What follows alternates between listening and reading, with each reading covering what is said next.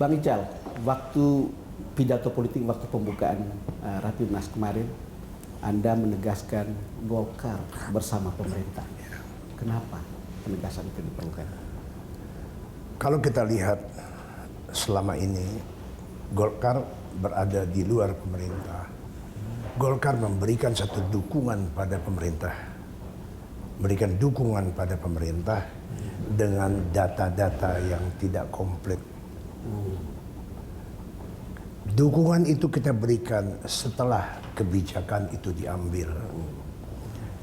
Penunjukan Budi Gunawan sebagai Kapolri, kita dukung tanpa satu data-data.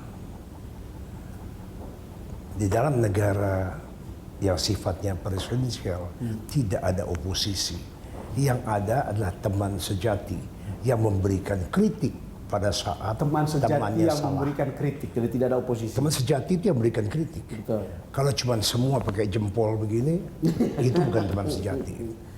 Jadi sekarang harapan saya adalah dengan menyatakan diri bersama pemerintah, kita ingin mengetahui sebelum kebijakan itu diambil, alasan kenapa kebijakan itu diambil.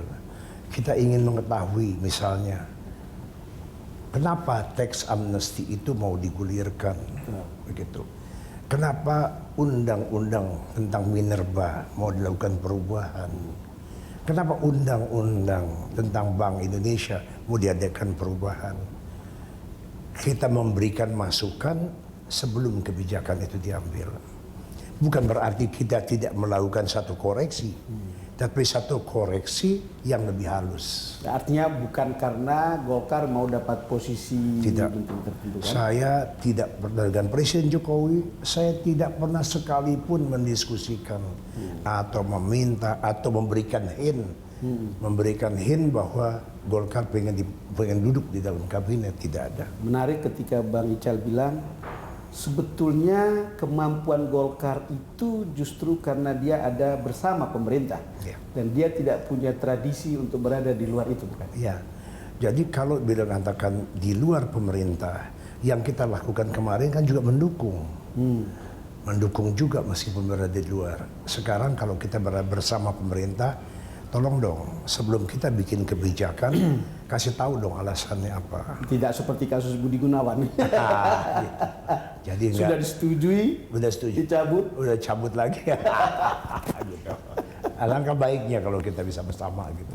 Bang, dengan begitu kan lalu ada kesan Golkar seperti beberapa partai sebelumnya yang misalkan meninggalkan koalisi Merah Putih, bukan? Saya kira tidak. Kalau cara berpikir seperti itu, kalau kita mendukung berarti meninggalkan, berarti cara berpikirnya bahwa kita harus menjadi satu kesatuan atau fusi, adalah satu perkumpulan yang di dalam satu pembentukan mengatakan akan memperjuangkan Pancasila sebagai dasar negara. Soalnya dibilang bahwa sebetulnya KMP relevan ketika Pilpres, tapi setelah itu tidak lagi. Ada kan yang mengatakan begitu? Ya, kenyataannya kan jalan terus kan. Jalan terus. Coba kita lihat di dalam memperjuangkan Pancasila. Kita mengatakan bahwa undang-undang dasar kita sekarang sudah tidak lagi sesuai batang tubuhnya dengan satu mukadimahnya. Pada saat reformasi, memang pada satu kita diakui oleh Pak Amin Rais sendiri. Kita berpikir bahwa ini yang terbaik, mengubah batang tubuhnya. Kita tidak mengubah. Betul. Kita tidak mengubah mukadimahnya, pembukaannya. Akibatnya apa? Akibatnya undang-undang yang keluar setelah itu disesuaikan dengan batang tubuhnya, sehingga undang-undang itu bertentangan dengan Pancasila yang termasuk di dalam satu mukadimahnya. Itu yang kita perjuangkan, bukan kedudukan. Bang, apakah Anda kasih tahu atau mendiskusikan dengan Pak Prabowo Subianto? Jelas dengan Prabowo sebelumnya, waktu udah dekat-dekat, saya ke rumahnya, dia kemari, kita diskusi. Apa kata Pak Prabowo? Baik, kita harus dukung pemerintah pada saat keadaan sesulit ini. Itu kata-kata beliau. Sampai 2019. Iya, 2019. Luar biasa karena ada juga cerita Gerindra kesepian. Tidak. Saya kira tetap saja, cuman dia sikapnya di situ kan bisa menjadi, Golkar bisa menjadi jembatan di dalam koalisi Merah Putih.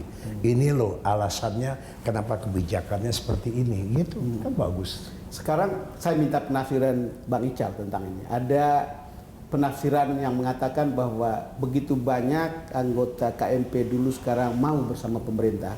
Ini adalah kemenangan manuver politik Presiden Jokowi. Saya kira soal menang atau kalah tergantung daripada niatnya. Kalau niatnya baik, kenapa enggak? Gitu. Karena tampak bahwa Jokowi sudah punya banyak teman. Jadi kemudian ada cerita PDIP mungkin tidak terlalu menentukan lagi misalnya untuk mendikte kan gitu kan. Walaupun selama ini mendikte Pak Jokowi begitu ya. Ah. Ya. Saya kira wajarlah kalau presiden mempunyai suatu kewenangan sendiri. Terus hebatnya memang Bang, karena Golkar itu banyak kader yang cerdas sebetulnya dan matang dalam kekuasaan. Jadi kalau kasih input, mereka punya track record sebelumnya. Iya betul. Itu tidak bisa diingkari. Ya. Sekarang kalau lihat, saya kira kalau pengalaman nggak bisa dipelajari, harus dialami. Oke, Bang Ical kita jeda lagi. Pemirsa kami akan segera kembali.